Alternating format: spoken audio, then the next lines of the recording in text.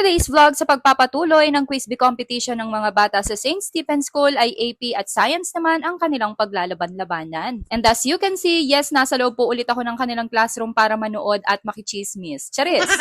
Mabuti na lang din talaga at pinayagan nga ako ng mga teachers ng St. Stephen's School para nga makinood at eto nga at na-share ko sa inyo. Syempre, pati na nga rin sa iba pang parents ng mga bata na ito. Wala man sila sa loob ng classroom, at least sa pamamagitan ng video na ito ay pwede nila itong balikan at panoorin at masubaybayan ang pagsagot ng kanilang mga anak. Actually, dapat sa labas ng classroom gagawin ang kanilang Quiz Bee competition, pero dahil nga sa sobrang init ng panahon, kaya dito na nga lang din napagdesisyonan at may aircon nga dito sa loob ng room. Isa pa, kasabay rin nilang nagko-Quiz Bee competition ang preschool, kaya panigurado magkakalituhan sila kapag lahat sila ay nasa labas. Anyway, nagsisimula na nga ring sumagot itong grade 2 pupils at ang kanilang quiz master ay si Teacher Leslie. Handle nga niya ang AP subject at ito nga ang ipinasasagutan niya sa mga bata. Para sa first round ay meron nga ditong 10 questions at multiple choice nga itong ibinigay ni teacher. Pagkatapos ng masinsinang sagot, eto na nga ang mga batang nakapasok sa final round. Identification naman dito sa final round at merong 5 questions na kailangan ang sagot din nila ay tama ang spelling. Nakakatuwa nga rin dahil kita niyo naman kung gaano sila kasaya every time na itataas nila itong kanilang answer. Hindi man lahat sila nakakuha ng perfect sa kanilang final questions, pero ang importante ay makikita mo talagang na nag-e-enjoy sila. Anyway, hindi lang din naman sa Quiz Bee nasusukat ang talino ng bawat bata dahil lahat naman yan ay may kanya-kanyang kakayahan. At para nga sa winner ng ating AP ay eto nga si Nicole ang nanalo.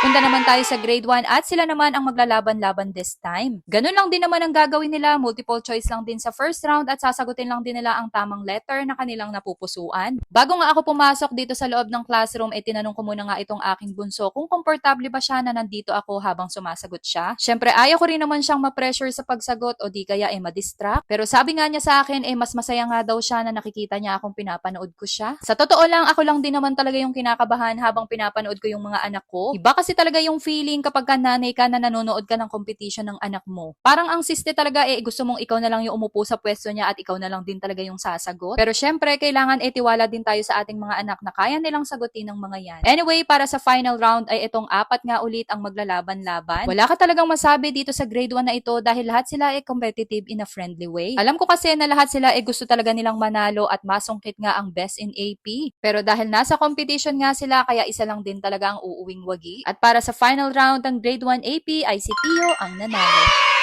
Silipin naman natin ang grade 3, 4, and 5 kung saan naglalaban-laban din sila para sa AP and Science competition. Para sa AP, nauna na nga sumalang ang section ng grade 5 at eto nga seryosong sumasagot si Ate Carmela. Ganun pa rin naman sa kanilang first round ay meron din silang 10 questions at multiple choice din ito at si Teacher Leslie pa rin ang kanilang quiz master. Medyo mahirap din yung ilang questions sa AP kaya every time na makakasagot sila ng tama talagang napapayay sila. Mabilis lang din namang umusad ang first round at para sa final round ay itong si Carmela at si Amiel ang maglalaban. Alam nyo ba na sobrang natatouch ako kay Ate Carmela dahil pinagpupursigihan niya talaga na makapasok dito sa final round. Bago nga mag-start itong kanilang competition talagang nagbabasa pa yan ng kanilang AP book. Okay lang din naman talaga sa akin na hindi siya manalo dahil yung makapasok siya sa final round malaking bagay na yun para sa akin. Kasi alam kong nag-effort at nag-aaral talaga siya ng mabuti para sa competition na to. Kaya naiintindihan ko kung bakit naging emotional nga itong aking anak. First place nga itong si Amiel at naging second placer naman siya.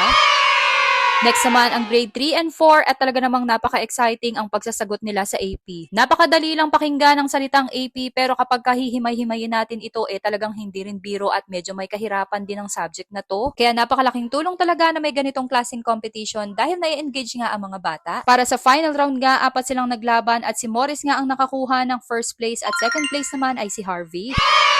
Wala nga akong video para sa science competition pero alam ko na nag-effort at nagpursigi ang lahat ng bata na ito. At ang nanalo nga para sa Science Quiz Bee para sa MG class ay eto nga si Jared. At si Sare naman para sa grade 5. Dito na nga natatapos ang kanilang Quiz Bee competitions and again, congratulations sa lahat ng nanalo and thank you po sa lahat ng teachers na nag-guide sa mga batang ito. Yun lang, thanks for watching.